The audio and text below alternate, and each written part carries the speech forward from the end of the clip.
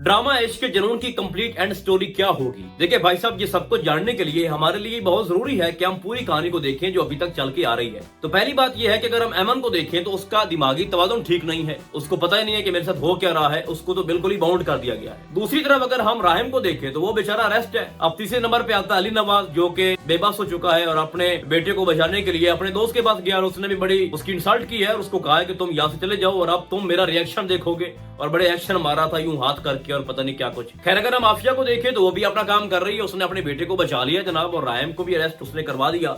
और साथ देखा जाए तो वो अपने शोहर का भी ख्याल नहीं रख पा रही, जैसा कि आपने देखा कि फरूक उसको बार बार कह रहा था कि तुमने अपने घर को कहां तक पहुंचा दिया है, तो इतना बड़ा जो तुमने अंपायर खड़ा किया है उसको कौन संभालेगा। ये थी जनाब आफिया, वो अपनी जगह पे खड़ी है, उसने बर्बादी करनी ही करनी है, क्योंकि वो सारी जो है ना अपने बेटे की फेवर कर रही है। बेटा माँ पे गया और माँ बेटे पे गई है। उसके बाद अगर हम जमाल की बात करें तो वो अपना फेम हासिल करना चाहता है इनको यूज करके, उसको जहां मौका मिलता है उनकी वीडियोस बनाता है, सोशल मीडिया के ऊपर अपलोड करता है और पैसे कमा रहा है और पॉपुलर होना चाहता है उनके प्लेटफॉर्म को इस्तेमाल करके, और यही उसका मकसद है। उसके अलावा वो कुछ नहीं करेगा। अब इंपॉर्टेंट जो इसके अंदर रोल प्ले करेगा वो है फारूक। आप लोग जानते हो कि वो कोई छोटा मोटा एक्टर नहीं है, सीनियर एक्टर है। उसने जो रोल लिया है वो कोई आम रोल नहीं है, और मैं समझता हूँ कि आने वाली पूरी कहानी ये फरूक लिखेगा बैठ के। उसके अंदर एक गिल्ट है कि मैं इंसाफ नहीं कर पा रहा, एक मासूम के साथ ज्यादती हो रही है जिसने कोई गुनाह किया ही नहीं है। तो जैसे ही उसके पास ऑडियो आती है तो ऑडियो से उसने एक बहुत ही इंपॉर्टेंट फैक्ट निकाला है। वो ये है कि जैसे जमाल बार बार ये कह रहा होता है कि तुम राहिम का नाम लो,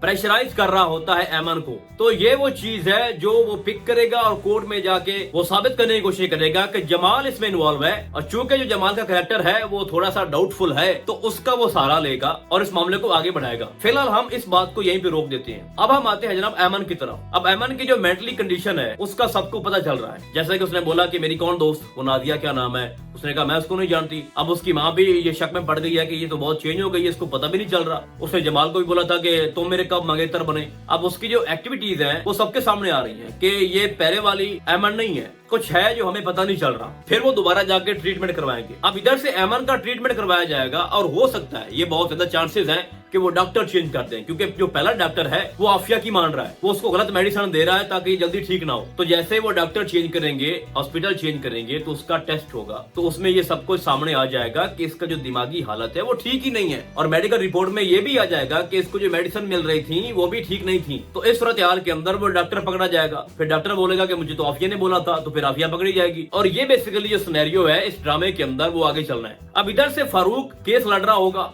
जमाल को फंसाने की कोशिश कर रहा होगा, और उसी सूरत हाल के अंदर उसी टाइमिंग में उसकी मेडिकल रिपोर्ट आ जाएगी और फारूक मेडिकल रिपोर्ट जज के सामने रखेगा और बोलेगा कि देखे उसका दिमागी तवाज़ुन ठीक नहीं है, उसको पता ही नहीं है कि मेरे साथ हुआ क्या है, उसकी माजी की जितनी भी मेमोरी है वो लॉस हो चुकी है।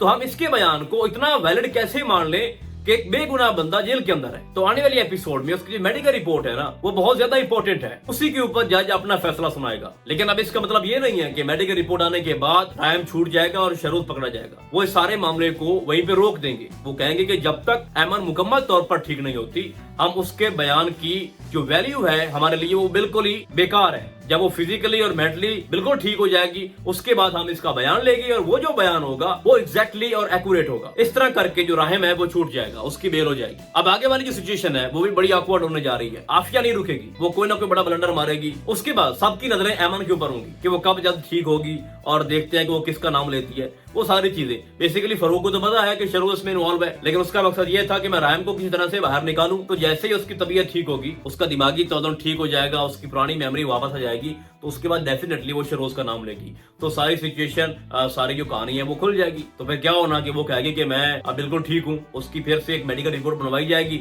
उसके टेस्ट किए जाएंगे, तो उसमें साफ दिखाई देगा कि इसका जो दिमाग है वो 100% ठीक काम कर रहा है। फिर उससे वो कुछ क्वेश्चन भी करेंगे, तो वो सब कुछ एक्यूरेट बताएगी कि हाँ ये भी था वो भी था, ये सारी चीजें। तो उसके बाद जो उसका बयान रिकॉर्ड करवाएगी पुलिस, वो बहुत ज्यादा मैटर करता है। तो जाहिर बात है जब उसकी ओल्ड मेमोरी वापस आ जानी है तो उसने शरोज का नाम ही लेना है। और उस वक्त हो सकता है कि शरोज मुल्क से बाहर हो सकता है मुल्क के अंदर हो, या फिर कोई डील हो जाए। लेकिन मैं एक चीज पहले भी कह चुका हूँ, बाद में भी कहूंगा कि डील नहीं होनी चाहिए। शरोज के मामले में डील बिल्कुल भी नहीं होनी चाहिए। इस तरह के लोग पकड़े जाने चाहिए, इस तरह के लोगों को सजा मिलनी चाहिए, और हमारे मुआशरे में अभी ये हो रहा है। तो जितना जल्दी इस मामले के अंदर सजा मिले उतना बेहतर होता है मुआशरे के अंदर। तो मैं समझता हूँ कि इस ड्रामे के अंदर भी ये नहीं दिखाना चाहिए कि जो अमीर लोग हैं वो पैसा दे रहे हैं, एमन की पूरी फैमिली को खरीद रहे हैं और शरोज को बचा रहे हैं। ऐसा नहीं होना चाहिए। मेरे कहने का मकसद ये है कि इस ड्रामे की पूरी स्टोरी को अगर हम देखें तो इसका जो पूरा एक नुक्ता नजर है भाई साहब, या ये कहूं कि जो पॉइंट टिका खड़ा है ना, वो ऐमन के बयान के ऊपर खड़ा है। मैं बार बार कह रहा हूं कि मेडिकल रिपोर्ट अभी तक छुपाई हुई है लोगों ने, कि आफिया का इसके अंदर बहुत बड़ा हाथ है, क्योंकि आफिया के अलावा किसी को नहीं पता कि ऐमन के साथ एक्चुअल में हुआ क्या था या उसके दिमाग में क्या चल रहा है। तो मेरे कहने का मकसद ये है कि स्टोरी के अंदर कोई ज्यादा कोई ऐसा मसला नहीं है कि हमें लगे कि पता नहीं अब नेक्स्ट क्या होगा और पता नहीं क्या होने वाला है। ऐसी वैसी कोई बात नहीं है।